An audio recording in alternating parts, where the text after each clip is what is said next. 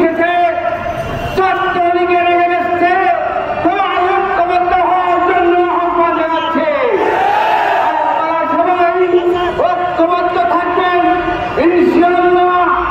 ছাত্র সন্ত্রাসী ওরা আমাদের কিছুই করতে পারবে না।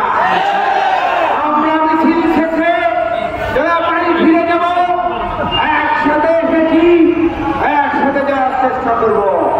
আমরা এক পাশে উন্নত একসাথে উঠব, একে একে কেউ যাব না। সন্ত্রাসী নিয়ে কোনো বিশ্বাস নাই, সদাই সর্বদাই সবাই লক্ষ্য রাখে।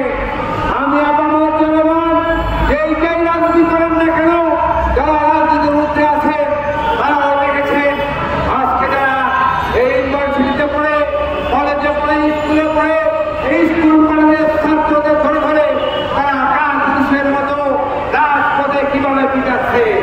এই মুহূর্তে ষোলশহর এবং বট্টরহাটে নিঃশংসভাবে হত্যাকাণ্ড চলছে আমার নিরীহ ছাত্র ভাইদের উপরে, নিরীহ জনগণের উপরে, নিরীহ মানুষের উপরে।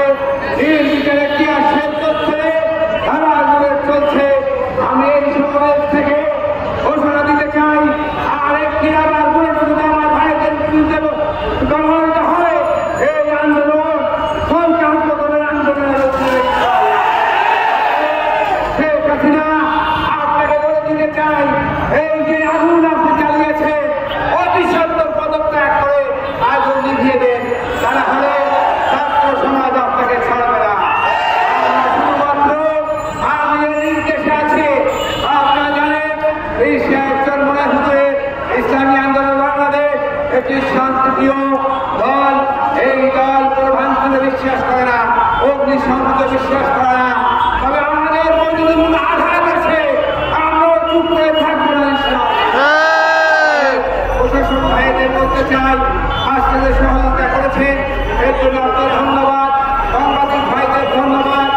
প্রত্যেক এলাকায় আমি প্রশাসনের ভাইদের দৃষ্টি আকর্ষণ করছি, আমাদের ভাইরা যে যেখান থেকে এসেছে যে কত নিরাপদে পৌঁছতে পারে এর দায়িত্ব আপনাদের।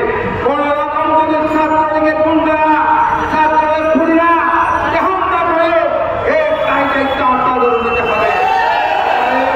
আমরা সবাইকে আগামী দিনে রাজপথে সবাইকে উদাত্ত আহ্বান জানিয়ে আপনাদেরকে এখন একটু অবদানের মাধ্যমে আমাদের যারা শহীদ হয়েছে তাদের বিরুদ্ধে দোয়া হবে ইনশাআল্লাহ। সবাইকে